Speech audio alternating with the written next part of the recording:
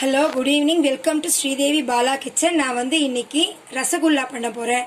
நான் full cream பால், இது வீட்டில் கறந்த பால் 2 லிட்டர் எடுத்திருக்கேன். எடுத்து இதை 2 லெமன் போட்ட அப்புறம் தான் இந்த பால் எனக்கு திரிஞ்சது. நல்ல 2 லெமன் போட்ட அப்புறம் தான் இந்த பால் திரிஞ்சது.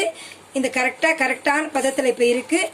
இது இந்த கப்பில் 2 கப்பு சுகர் எடுத்துட்டேன். சுகர் சிரப்புக்கு 2 கப் சுகர் போட்டுட்டு, ரெண்டும் சேம் அளவு தான் சுகர் எடுத்துட்டு, இதுலயே 2.5 கப் அளவுக்கு தண்ணி, இந்த கப்பில் 2.5 கப் அளவுக்கு தண்ணி எடுத்துட்டு, இது கொஞ்சம் ஏலக்காய் பொடிச்சு போட்டு சுகர் சிரப் பண்ணிட்டு இருக்கேன். இது நல்லா ஓரளவுக்கு பிசு தன்மை வர வரைக்கும் இது ரெடி ஆகிட்டு இருக்கட்டும்.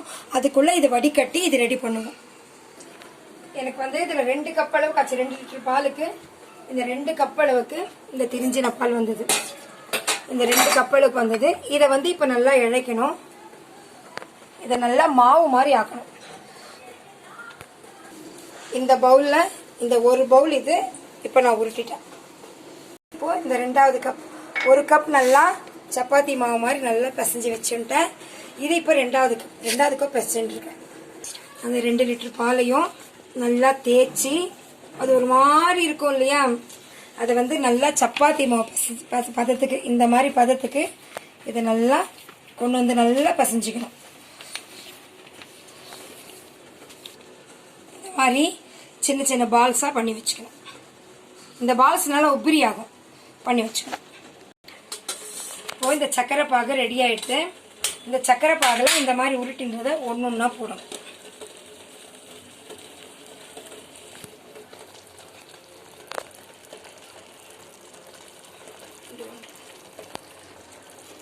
இது நம்ம போட்ட பால்ஸோட கொஞ்சம் பெருசா இருக்கு பாருங்க. நான் ரொம்ப சின்னதா போட்டேன், கொஞ்சம் பெருசா இருக்கு.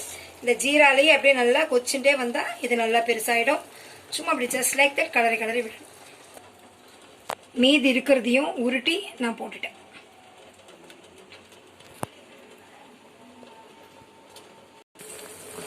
பாருங்க, நான் எல்லாம் போட்டு நல்லா கொதிச்சு வருவோம்.